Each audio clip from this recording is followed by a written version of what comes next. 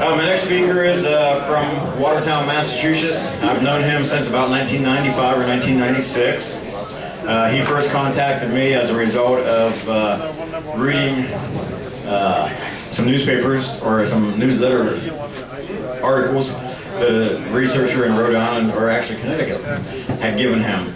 And we have been to the Pacific Northwest a couple of times together, along with Chuck Story and Mark DeWorth. And he's been at my regular Tri-State Bigfoot Study Group and given a few talks in the past, but he has never been to one of the conferences. And so I'm happy he was able to make this one, because it's a wonderful turnout, and it's gone over much better than I could have ever anticipated to this point in time, and I'm sure the rest of the evening will be the same as well. He's a professional sportscaster. He does a lot of alumni games for the Bruins, the Red Sox, the Celtics, the Patriots. You know what?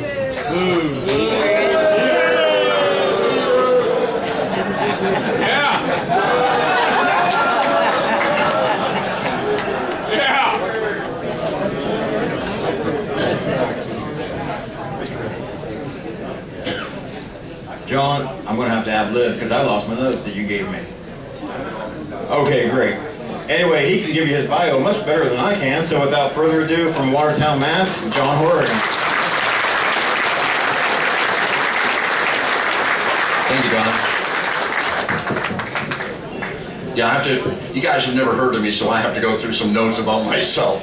As my wife said when she married me, she didn't realize that 4 of my other personalities were waiting for me down the car.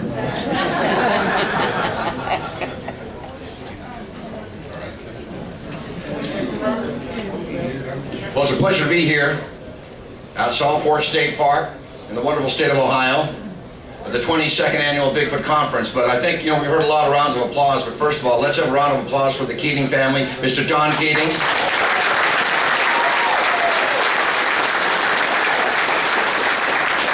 His wife, Missy.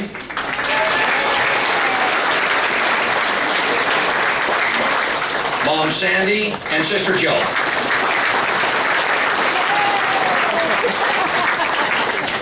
My talk tonight is the Bridgewater Bigfoot Hoax in the Bridgewater Triangle. You'd never fit that on a t-shirt. And I'm going to tell you all about it. A little background on me, as Don mentioned, I've been researching paranormal phenomena in the Boston area for about 20 years. I've traveled to Loch Ness, Lake Champlain, studying lake monster anomalies. I'm a member of the, or former member of the Eastern Puma Research Network, it's now defunct, and other natural and wildlife organizations.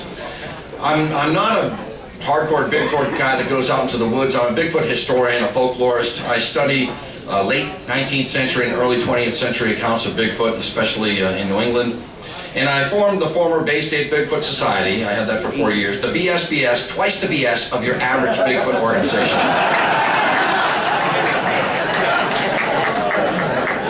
One of the things I'm most proud of is I recorded a story by Martin S. Keating called Big Yellow. It's about Bigfoot in Vietnam, or a man-beast anthropoid. Search it on the internet. You can get it through my website, so I'm really proud of it. I recorded that in 1993. I've spoken here, as Don mentioned, for 3 years, in 96, 97, and 98. Great to see Mark DeWorth again, Chuck Story, and everybody else back here. I've narrated a couple of Don's documentaries, including Ohio's Abominable Snowman. And as Don mentioned, we traveled to the Pacific Northwest twice. Attending a Bigfoot conference. We got to stay at John Green's house in Harrison Hot Springs. Got to interview Peter Byrne twice, meet the Sasquatch sleuth, Larry Lund. Where's Larry, by the way? Let's give him a round of applause. How cool is that? You have Bob Gimlin from the Patterson-Gimlin film and the world's foremost authority on set film. Pretty neat in one building, yeah. And I got to meet Grover Krantz and Renee DeHinding completing the 4 horsemen of Bigfoot. And I uncovered the Scott McNabb Bigfoot hoax in 1998. And we'll get into that later. I've studied Bigfoot in New Hampshire. I have a neat story, if you want to hear it later, about a Bigfoot that attacked a taxi cab in rural New Hampshire. I collected over 24 plaster casts. I have a lecture in the Boston Public Libraries right now called Abominable. The cases that I really investigated closely were the Berkshire Bigfoot in 1989 and what I call the tomato thief case in Thompson, Connecticut in 1998.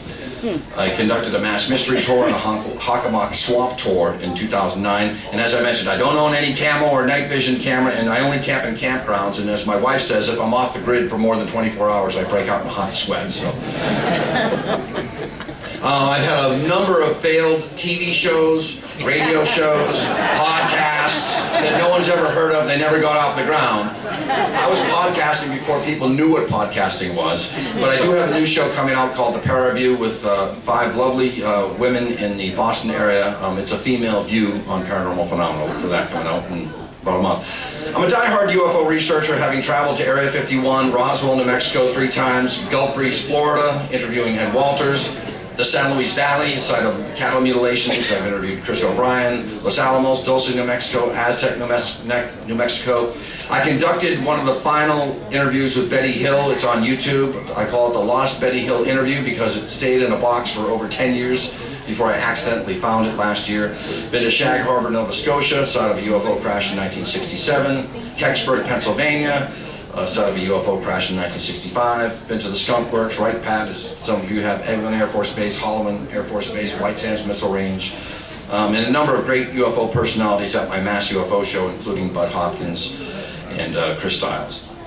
I do another lecture called the Los Angeles Air Raid, a relatively unknown UFO encounter that took place in February of 1942, where a UFO hovered over LA and was fired on by anti-aircraft batteries. And I'm a dissenting member of MUFON, 15 years. MUFON stands for Many Useless Folks Organizing Nothing. You got that right. I have attention deficit disorder, and I'm an obsessive compulsive. I own nearly 1,000 URLs. I just bought up the suite of RussianNaturalGas.com, so if I go missing in the next month, you'll know why.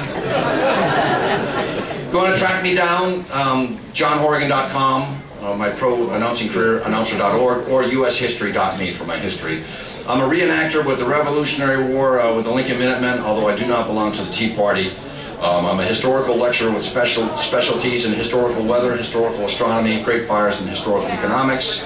Belong to the Economic History Society, the Watertown Waltham Historical Societies, and my favorite, the Society in Dedham for the Apprehension of Horse Thieves. They've been together for 200 years. And again, I apologize. I see life as a hockey game, and I call it as such. So if I break out in a rat-tat-tat play-by-play, I apologize, as Don mentioned. I'm a sports announcer with the Boston Bruins alumni. We'll cut a deal right now. You don't talk about my Bruins, I don't talk about your Cavs. Deal? Deal. I also cover Boston Red Sox alumni, and I'm the New England Patriots basketball announcer. I'll let you figure that out. I have a show on the internet called Atlantic Box and Television, and I've done comedy basketball with several comedy basketball teams, including the Court Jesters and the Boosters. My 2 conferences, Mass Monster Mash, Mass UFO Show. Don spoke there in 2007. There he is taking a photo of Nancy Talbot, Don Ledger, Carl Feinst, Chris Stiles, and myself. Now, before we talk about the Bridgewater Triangle, controversial author, but he's a good guy when he gets to know him offline. And his name is Loren Coleman, and he wrote what I call the seminal book of cryptozoology. Cryptozoology being the study of animals that may or may not exist. I call it the Sgt. Pepper of cryptozoology. It changed the culture of paranormal phenomena. I urge you all, if you're just getting into paranormal phenomena, or you've never read this book, pick it up. You're helping out a good friend. It's a marvelous book. Mysterious America, Loren Coleman. Bridgewater Triangle, well, what is it? It's a 200 square mile area with its apex in Abington, Massachusetts. It's southwest corner in Rehoboth, Mass. A lot of freaky stuff goes on there. We're going to run the gamut this evening. And then the southeast quadrant is in Freetown, Mass. And a lot of things have taken place. Stonehill College, people reported hearing a little girl crying and laughing, and footsteps in a gym built on the former side of a pool where the daughter of the school's president allegedly drowned. And again, this is folklore. I'm not saying that any of this is true. Keep in mind that I'm trying to schlock my CD Mysterious Bridgewater Triangle tonight, and I own BridgewaterTriangle.com and .org and .net. Just being clean with you. Taunton State Hospital, they turned me loose of the nervous hospital, said I was well. And then the Sonnet Ledge. We're going to be going all around the Bridgewater Triangle tonight. That's a picture of the swamp there. So, Hockomock Swamp. Okay? Well, this thing means it's the place where evil spirits dwell. And don't worry about the text if you can't read it. They'll be able to hear me in Columbus tonight. I'll belt it out, I promise. It's 5,200 acres of swamp and freshwater ponds, full of quicksand, sinkholes, and suction mud. Large poison ivy growth, poison oak, poison sumac.